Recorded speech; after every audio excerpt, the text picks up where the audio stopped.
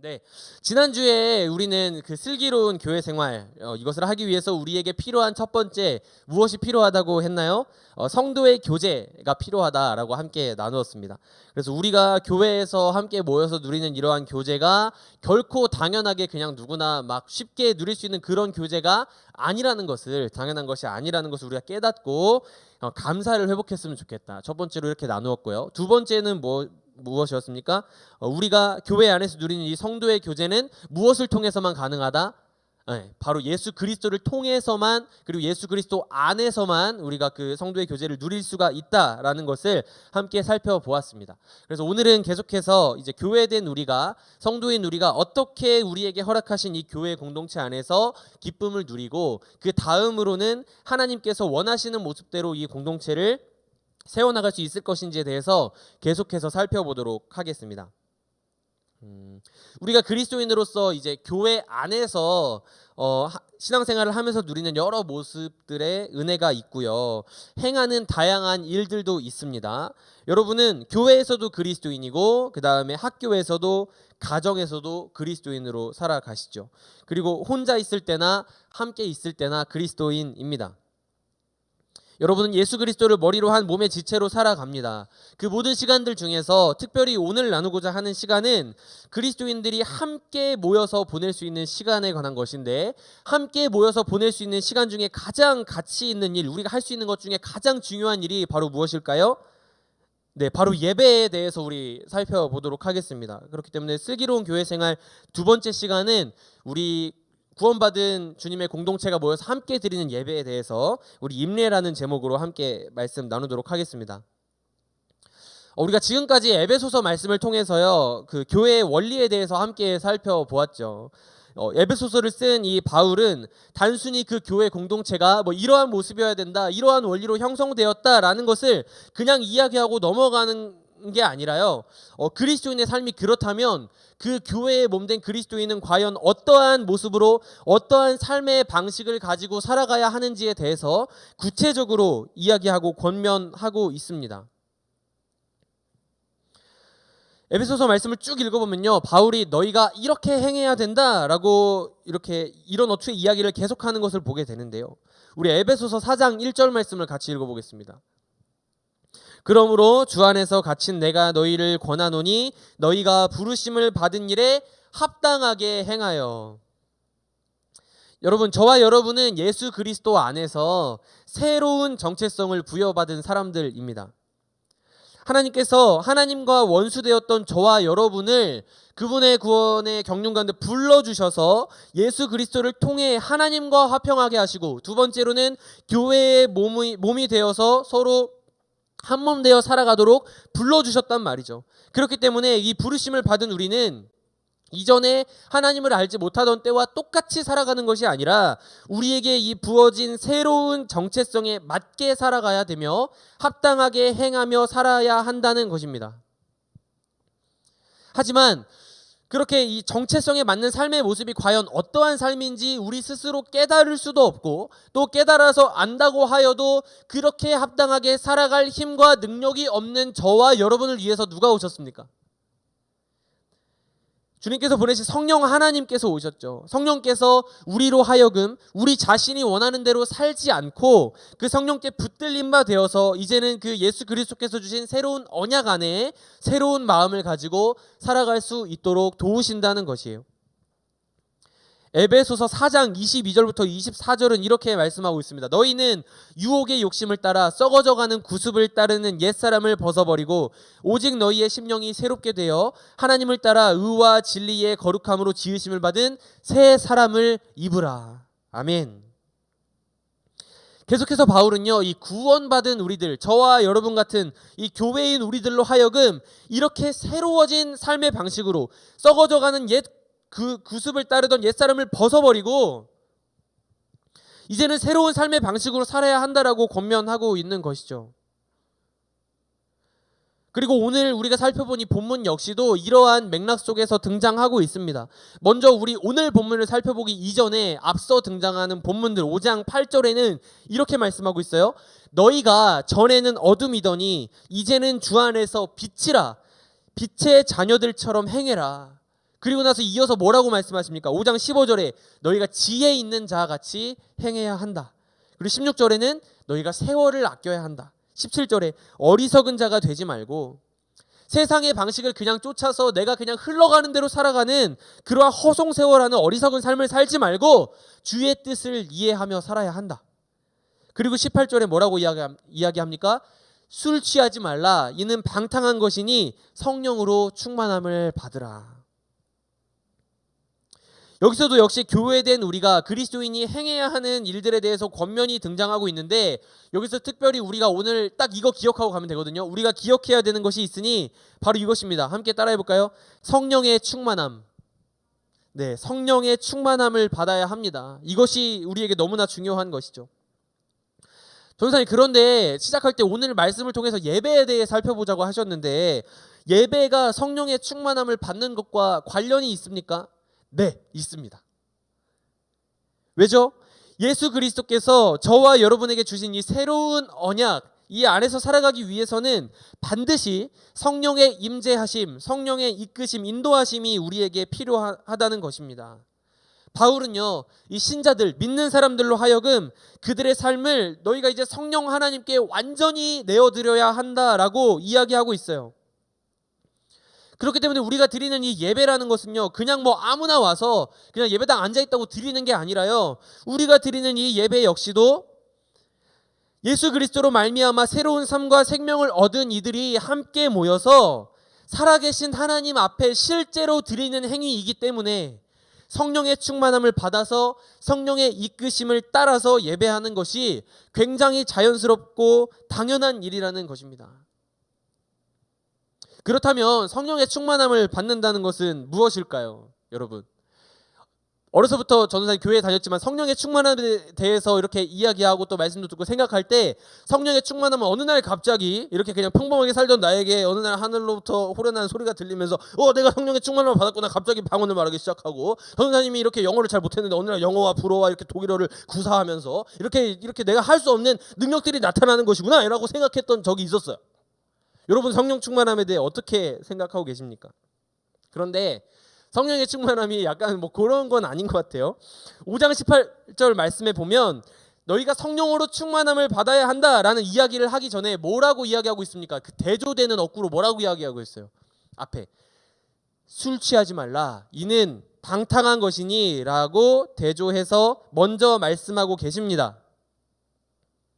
여기서 이 술 취하지 말라라는 이 구절에 대한 해석들을 우리가 나름대로 여러 가지 해석들을 스스로 가지고 있습니다. 그죠?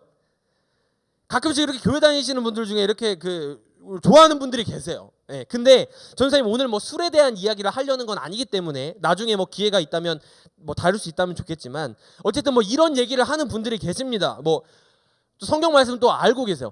성경에 술 취하지 말라고 했습니다. 술 취하지 말라고 했지 먹지 말라고 하진 않지 않았습니까? 그러니까 제가 이렇게 취하기 전까지만 마시면 괜찮지 않을까요? 이런 얘기를 하시는 분들이 계시다는 것이죠.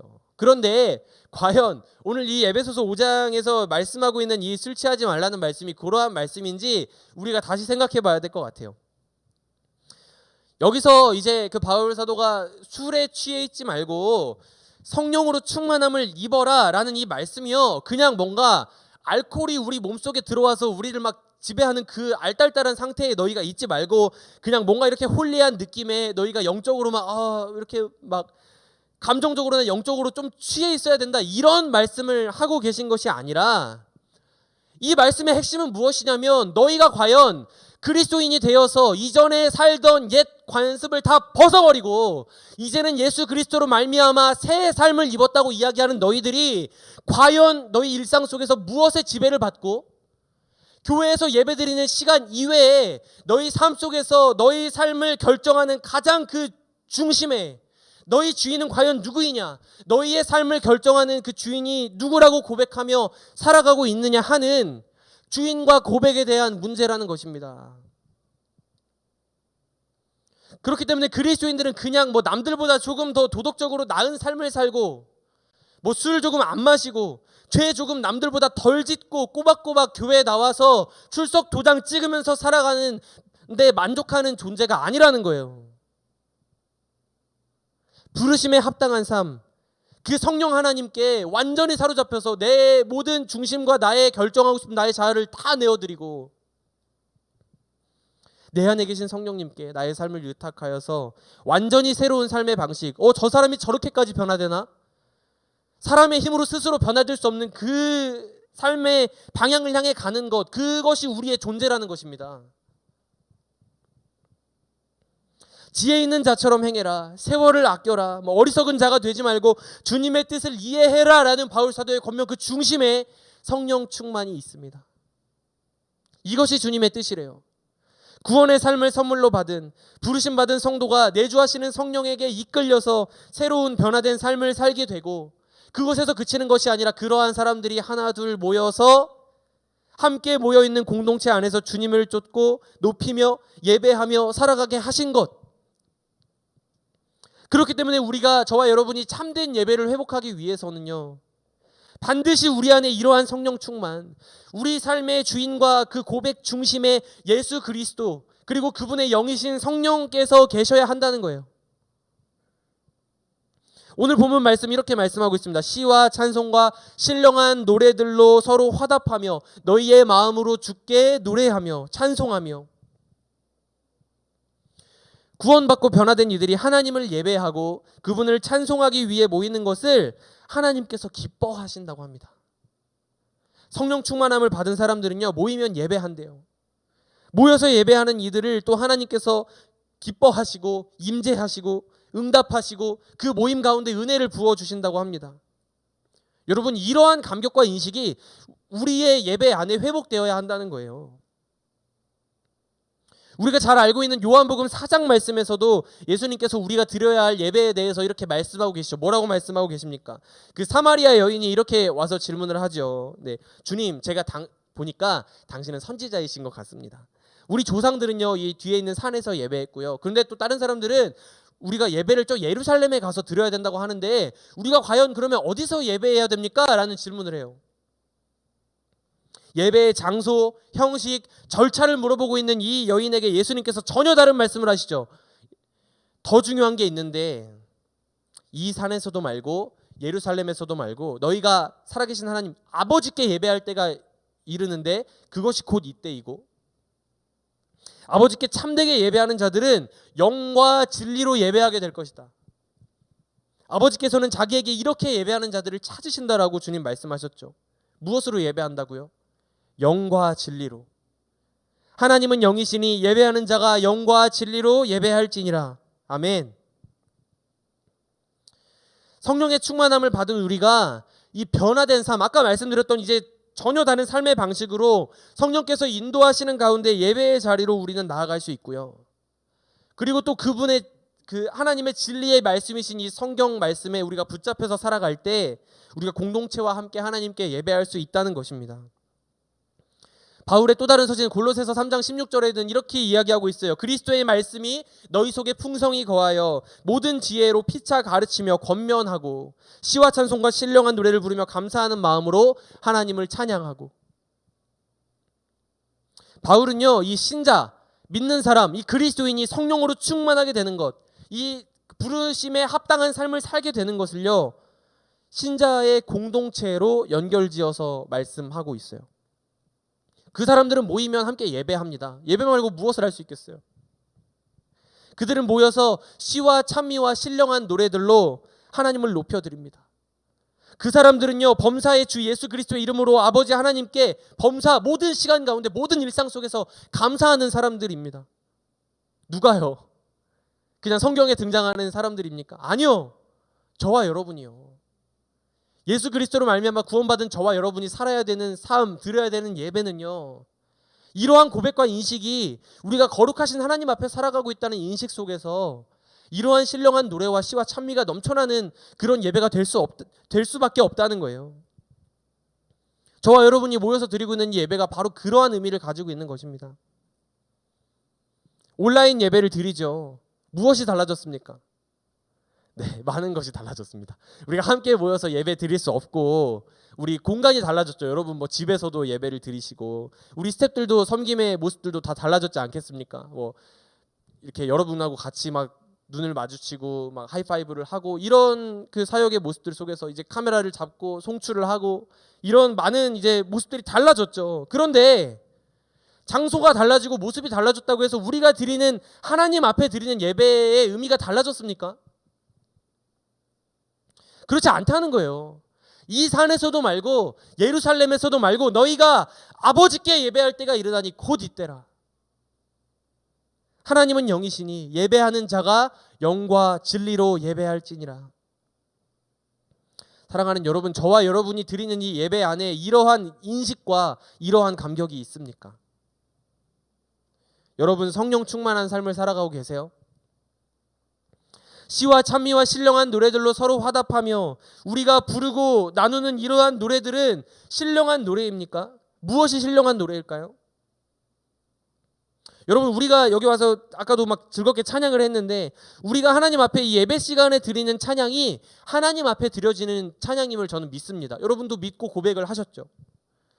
그런데 무언가 이 찬양이요 그 노래 자체로 이 만들어진 노래가 뭔가 멜로디가 신령하고 가사가 신령하고 뭔가 그 노래 자체가 힘이 있어서 신령한 것이 아니라요, 그 가사를 고백하고 있는 저와 여러분 예배자된 우리가 그 하나님께서 우리에게 허락하신 이 구원의 은혜 안에서 저와 여러분을 오늘도 인도하시는 성령님께서 주신 성령 충만한 삶으로 인해 새로워진 삶 안에서 진정으로 드리는 고백이기 때문에, 영과 진리로 드리는 고백이기 때문에 신령한 노래인 거예요.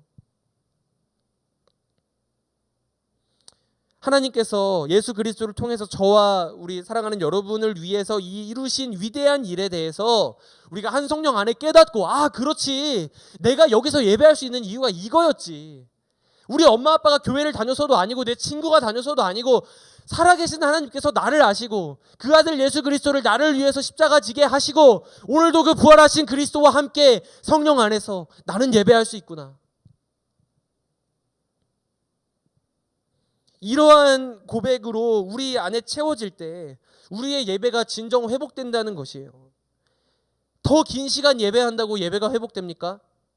무언가 특별한 순서를 구상하고 특별한 설교자와 특별한 순서들을 마련한다고 예배가 거룩해지고 우리의 예배가 회복이 됩니까? 안 된다는 거예요. 쥐어 짜낸다고 되는 것도 아닙니다. 제가 지금 인상 쓰고 설교를 하고 있지만 죄송합니다. 이렇게 한다고 되는 게 아니라는 거예요. 어떻게 돼야 돼요? 우리 자신의 삶이, 그리스도인으로 부름받은 저와 여러분의 삶이 거룩한 예배의 처소가 되어서요, 우리가 그 성령님과 함께 하루하루 어렵지만 동행하고 겸손하게 성령으로 충만해져서 그 말씀 가운데 충만해져서 우리의 일상이 하나님의 말씀을 묵상함과 기도로 채워지고 이전과 달라진 삶을 살아가게 될 때 우리가 함께 모여서 드리는 이 공동체 예배가 좋지 않을 수 있겠습니까? 여러분 함께 모여서 예배하던 날이 많이 그리우시죠? 그리우실 거예요. 왜 아니겠어요? 저도 너무너무 그립고 너무 간절히 기다리고 있습니다. 그런데요, 그것과는 별개로 우리가 언제까지 그날만 기다릴 수는 없잖아요. 예루살렘에서만 예배해야지, 이러한 물음 앞에서 나는 그곳까지 갈 수는 없는데, 나는 자격이 안 되는데, 이러한 대답만 하면서 주저앉아 있을 수는 없잖아요. 하나님은 영이시니 예배하는 자가 영과 진리로 예배할지니라. 아멘. 내가 예배자이고 지금 여러분 방에서 혹은 다른 어떤 곳에서 예배하고 있는 여러분 예배자 아닙니까? 여러분이 예배자이고 나는 내가 선 이곳에서 나의 살아계신 하나님, 나를 구원해 주신 분을 내가 높이리라. 이러한 고백이 서로 안에 세워지고요, 서로 화답하고 이 한 성령 안에서 드리는 신령한 노래가 우리 안에 날로 새로워지기를 원합니다. 오늘 제목이 임례예요. 임례. 발음도 어렵고 한자도 썼는데 한자 8급도 못 땄어요. 죄송합니다. 근데 어쨌든 이 임례 뭐예요? 예배의 시작. 우리가 흔히 알고 있는 임례송 알고 계시죠? 이 임례송을 예배가 시작할 때 많이 부르는데요, 우리 예배의 시작이라는 것은, 이 임례는 그냥 여기 교회 문 열고 예배당 딱 들어와서 혹은 유튜브를 켜서 이 9시에 딱 그냥 임례송 부르는 순간 예배가 시작되는 게 아니라는 것이죠. 성령 충만한 삶을 향해서 소망하며 나아가는 저와 여러분의 삶에 이미 하나님께서 이 예배할 수 있는 자유를 주셨고 이미 우리의 일상 속에 그 예배가 시작된 줄 믿습니다. 우리 이 찬양으로 함께 하나님 앞에 나아가기를 원해요. 우리 수련회 둘째 날에 저녁에 우리 박은총 전도사님께서 오셔서 나누어 주셨던 이 위러브의 찬양인데 오늘 함께 고백하기 너무 좋은 가사인 것 같습니다. 가사가 이렇습니다. 우리 모두 예배하는 자 되어 온전히 영과 진리로 주를 예배하자. 주가 우리와 함께 영원히 함께 하시고 마르지 않는 샘물로 우리를 채우시리라. 아멘. 우리 안에 이 간단한 고백이지만요, 여러분 삶의 자리에서 진정으로 다시 한번 우리 예배를 점검하고 주님 앞에 나아가는 귀한 시간 됐으면 좋겠습니다. 우리 함께 이 찬양으로 하나님께 나아가겠습니다.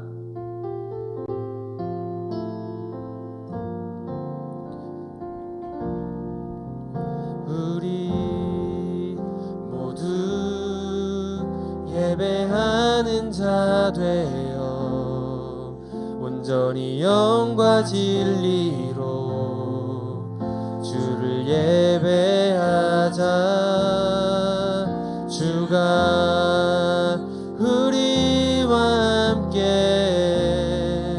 영원히 함께 하시고 마르지 않는 샘물로 우릴 채우시리. 우리 모두 예배하는 자 되어 온전히 영과 진리로 주를 예배하자. 주가 우리와 함께 영원히 함께 하시고 마르지 않는 샘물로 우릴 채우시리라. 우리 이 시간 이 찬양 한 번 더 고백했으면 좋겠는데요, 여러분 각자의 자리에서 다양한 방법으로 주님께 우리 좀 솔직하게 표현했으면 좋겠습니다. 여러분 가슴에 손을 얹어도 좋고요, 있는 자리에서 무릎을 꿇으셔도 좋아요. 오늘 우리를 부르시고 살아계신 하나님 아버지 앞에 우리의 다시 한번 중심을 고백하며 나아가도록 하겠습니다. 함께 고백합시다. 우리 모두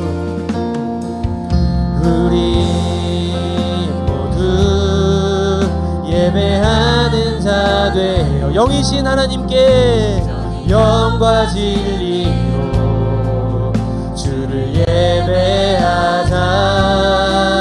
주가 우리와 함께 영원히 함께 하시고 마르지 않는 샘물로 우릴 채우시리. 우리 모두 예배하는 자 되어 온전히 영과 진리로, 그때가 바로 이때입니다. 주님께서 주가 우리와 함께 영원히 함께 하시고 마르지 않는 샘물로 우릴 채우시리라. 우리 목소리 높여서 함께 고백합시다. 우리 모두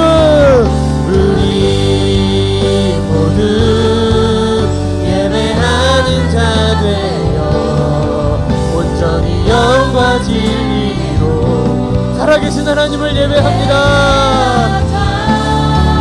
주가 우리와 함께 영원히 함께 하시고 마르지 않는 샘물로 우릴 채우시니.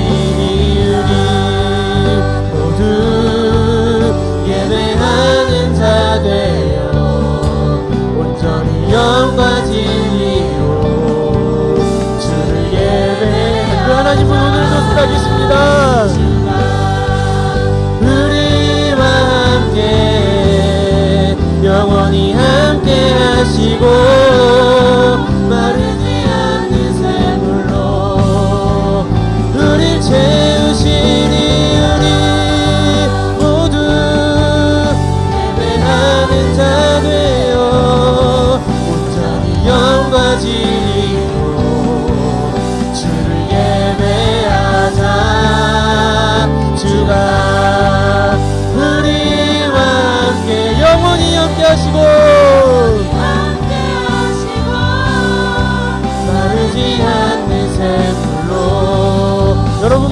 함께 고백할까요?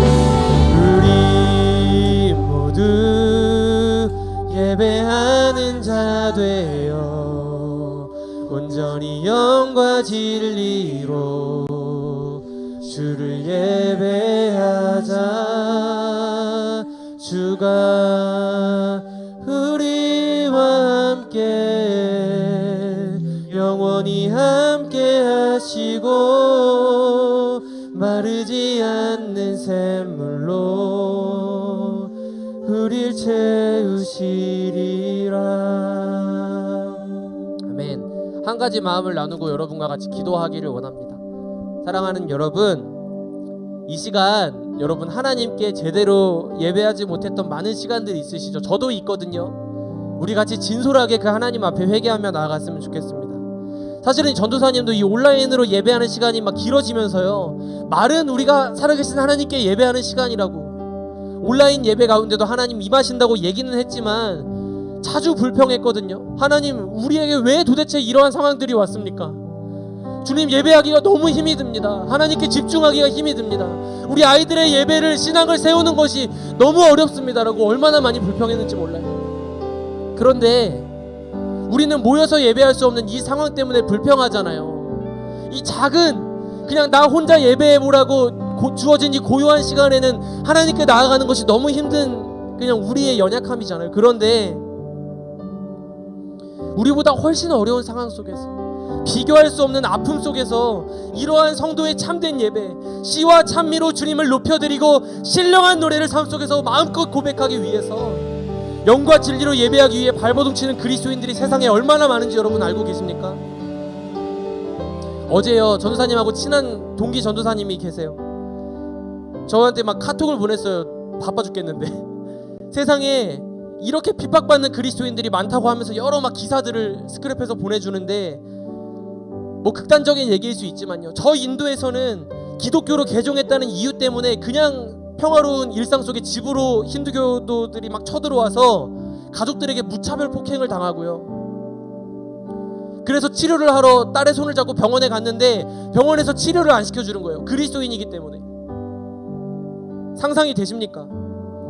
방글라데시에서는 불교로 개종하라는 권면을 거절한 그리스도인들이 테러를 당하고요. 저 나이지리아에서는요, 올 한 해 상반기에만 예수를 믿는다는 이유 때문에 피살된 사람이 3,000명 이상. 그 사람들이 왜 하나님께 예배를 해야 합니까? 북한과 중국의 지하교회, 또 수많은 곳에서 신령한 노래를 그냥 마음속으로만 고백해도 되는데 주님께 왜 그렇게 소리내서 나의 신앙을 고백하고 왜 그런 고통을 당합니까? 왜요? 그 예배가요, 그냥 습관적으로 드리는 예배가 아니라 오늘 나와 함께 하시는 주님께서 나에게 허락해 주신 그 십자가의 은혜로 내가 성령 충만한 삶으로 이전과 다른 삶을 살기 때문에 나는 잠잠할 수 없다. 나는 함께하게 하시니 형제 자매들과 내 사랑하는 주님을 높이고 노래하리라. 신령한 노래가 그 삶에 울려 퍼지기 때문이라는 거예요. 사랑하는 여러분, 저와 여러분의 삶 가운데 이러한 노래가 회복되기를 원합니다. 어려운 상황이지만요, 여러분 각자의 자리에서 예배자가 되어 주십시오. 여러분 각자의 자리에서 영과 진리로 하나님께서 찾으시는, 영과 진리로 주님께 노래로 높여드리는 예배자가 되어 주십시오. 사랑하는 주님, 함께 기도합니다. 오늘 이 고백이 우리 안에 새로워지게 하여 주시옵소서. 우리가 참된 예배자가 되어서 영과 진리로 성령 충만한 삶으로 주님을 높이는 예배자로 살게 하여 주시옵소서. 우리 함께 주님의 이름 부르고 기도하며 나아가시겠습니다. 주여,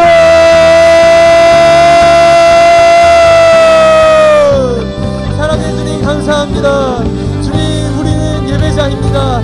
주님께서 부르셨기 때문에 예배자입니다. 아버지, 우리가 주님 자격이 있기 때문이 아니라, 하나님 우리가 무엇을 잘했기 때문이 아니라, 우리의 삶에 하나님께서 주신 성령 하나님께서 인도하시는 새로운 삶의 모습이 있기에 부족하지만 하루하루 주님을 찾으며 이제는 달라진 삶으로 주님께 영광 돌리겠노라고 하루하루 쌓아나갔던 고백이 있기에 하나님, 우리는 예배자입니다. 하나님, 주님께서 계시기 때문에 우리는 예배자입니다. 내가 너에게 영원히 목마르지 않는 샘물을 주리라. 내가 너에게 영원히 주님 마르지 않는 샘물로 너와 함께하리라. 너에게 영생을 주리라 말씀하신 그 주님께서 오늘 함께 아버지께 예배하는 자들을 찾으신다 말씀하시니, 예 주님, 제가 여기에 있습니다. 예 주님, 제가 여기에 있습니다. 예 주님, 제가 여기에 있습니다. 주님이 고백할 수 있는 우리 서영고등부 공동체 될 수 있도록 주님 함께하여 주시옵소서. 우리의 예배 가운데 역사하여 주시옵소서. 우리의 달라진 고백으로, 달라진 삶으로 주님께 예배하는 우리가 되게 하여 주시옵소서. 하나님, 주님 우리와 영원히 함께 하신다는 약속 가운데 하나님, 우리가 오늘도 담대함으로 주님 앞에 나아가오니 우리의 예배를 받아 주시옵소서. 주님 인도하여 주시옵소서. 인도하여 주시옵소서. 우리 계속해서 고백하며 나아갑시다. 우리 모두 예배하는 자들로 온전히 영과 진리 영이신 하나님 아버지, 우리가 영과 진리로 주님께 예배합니다. 성령 충만한 삶 허락하시옵소서. 성령 충만하여 변화된 삶으로 주님께 참된 예배를 올려드리는 우리가 되게 하여 주시옵소서. 우리 계속해서 주님께 함께 고백하며 나갑시다. 우리 모두 예배하는 자 되어 우리 모두 예배하는 자 되어 온전히 영과 진리로 주를 예배하자. 주가 우리와 함께 영원히 함께 하시고 마르지 않는 샘으로 우리 채우시리라. 살아계신 주님 감사합니다. 주님, 우리가 오늘 이 말씀 앞에서 우리의 가슴이 떨리는 것을 경험합니다. 하나님, 우리가 설레는 마음으로 누가 시키지 않아도 자발적으로 주님 앞에 나아가서 주님의 이름을 부르고 주님의 이름을 높이고 그 예수 그리스도의 십자가 사랑을 노래하는 것이 너무 즐겁던 때가 있었습니다. 하나님, 그런데 그게 언제였는지 기억이 잘 나질 않습니다. 우리가 드리는 예배는, 내가 드리는 예배의 시간은 주일에 1시간, 그 이외의 시간은 세상 사람들과 똑같이 살아가는 것이 우리의 모습이고, 주님께서 이미 이 교회의 비밀을 우리에게 가르쳐 주시면서 너희에게 허락한 이 교회 공동체 안에서 너희가 풍성하게 살아갈 수 있는 방법, 성도의 교제를 누리고 너희가 달라진 삶을 살기 위해 힘쓰고, 세상에 즐거운 게 많지만 거기서 허송세월 하지 말고 술 취하지 말고 그거 방탕한 거니까 성령의 충만함을 받아서 사랑하는 형제 자매들과 시와 찬미와 신령한 노래들로 하나님을 높여드리라. 내가 그것을 너희에게 허락하기 위해 내가 십자가를 졌단다. 내가 너를 너무 사랑해서 내가 너로 하여금 나를 예배할 수 있는 그러한 권리를 너무 주고 싶어서 내가 너를 위해 그 십자가를 졌다. 목이 마르니? 세상에서 수고하고 많이 힘들었지. 근데 내가 주는 물을 마시면 영원히 목마르지 않아. 내가 주는 물은 너의 속에서 영원토록 솟아나는 영생하는 샘물이 될 거야. 내게로 오라, 내게로 오라. 주님 말씀하시는데, 아버지, 오늘 우리의 예배가 예루살렘에서 그리심산에서 갇혀있는 모습은 아니었는지요. 하나님, 우리의 예배가 새로워지기를 원합니다. 하나님, 우리의 노래가 새로워지기를 원합니다. 우리의 삶이 변화되어서 우리가 이제는 이전과 다른 모습, 세상이 놀랄 만큼 성령 하나님께 붙잡힌 바 되어서, 성령님 제 삶을 인도해 주세요, 성령님 제 마음의 주인이 되어 주세요, 이러한 고백 가운데 달라진 삶으로 주님께 드리는 노래가 이곳에서부터 흘러서 온 세상에 흐르고 많은 이들이 우리의 모습을 통하여 살아계신 하나님을 목도하게 되는 귀한 역사와 은혜들이 이 예배를 통하여 시작되게 하여 주시옵소서. 우리가 함께 모여서 예배하는 그날에 우리의 찬양이 더 풍성해지려면 우리의 오늘 홀로 있는 이 예배의 시간이 풍성해야 하는 줄 믿습니다. 각 사람이 교회인 우리가 각자의 자리에서 예배의 회복을 위해 함께 무릎을 꿇을 때 우리가 달라진 모습으로 더 영광스러운 공동체의 찬양으로 주님께 올려드릴 것을 기대하고 소망하오며, 주님 우리의 모든 삶을 통하여 영광 받으시길 소망하오며, 살아계신 우리의 예배의 주인이 되시는 우리 주 예수 그리스도의 이름으로 감사하며 기도 올려 드립니다. 아멘. 우리 주님께서 가르쳐 주신 기도로 예배를 마치겠습니다. 하늘에 계신 우리 아버지여, 이름이 거룩히 여김을 받으시오며 나라에 임하옵시며 뜻이 하늘에서 이루어진 것 같이 땅에서도 이루어지이다.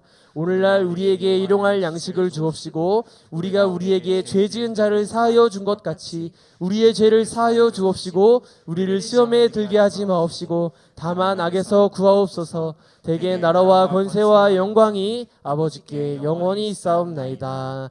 아멘. 우리 찬양받게 합당하신 주님께 박수로 영광 돌려드리겠습니다. 아멘.